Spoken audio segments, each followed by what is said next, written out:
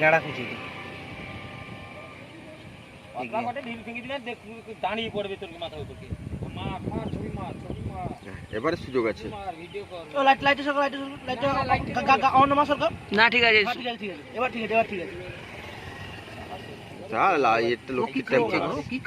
লক্ষ্মীটা তুইলেও দিন আমার মাইছি যাবে। পুরোটা পাঠাও।